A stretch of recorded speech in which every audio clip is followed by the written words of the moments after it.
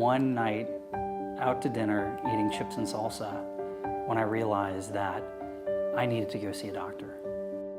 I'd been diagnosed as a kid with a heart murmur, but through all the years of going in for annual echocardiograms, I never heard that anything had changed. And I'd missed a couple years. And little did I know the disease was progressing incredibly fast to the point that one of my ventricles, the left ventricle, had already started to enlarge because of aortic stenosis and my bicuspid aortic valve. And the cardiologist just looked at me and said, "You need aortic valve replacement," and I wouldn't wait more than 6 months to get this done. I think I was shocked by the diagnosis, but I think she was petrified. I'll never forget when you came over and when I opened the door, she was in tears. And we were both, we were very nervous because we didn't know a lot about heart valve disease. We didn't know a lot about cardiac surgery. And it was tough.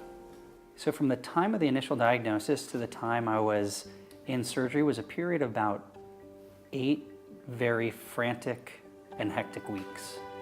I experienced a lot of emotions. Personally, I can remember fear, uncertainty, loneliness, but I'm not anything but an optimist. So I tended to focus on, I have this challenge, I'm gonna fix it, and I just went to work doing the research. And then I educated my family.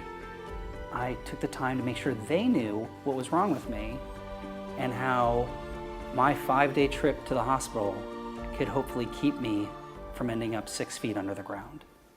I wasn't prepared.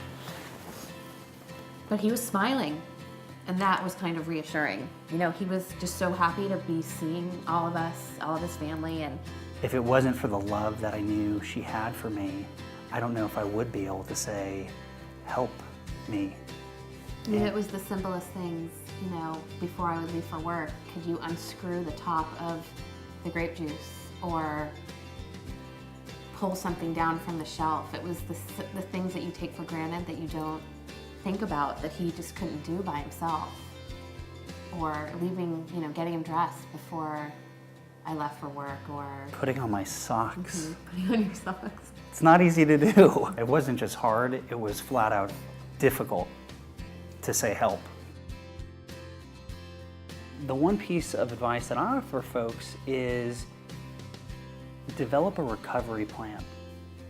Because odds are, and this is the great part about heart surgery today, you're going to live. The statistics are in your favor.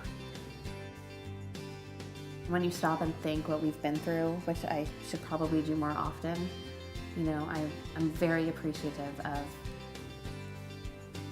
the relationship that we've created because of this. It's a bond not very many people share, especially at a young age when we weren't even married. So I'm grateful for it, and I think it's given us, you know, the life that we've been fortunate to build together.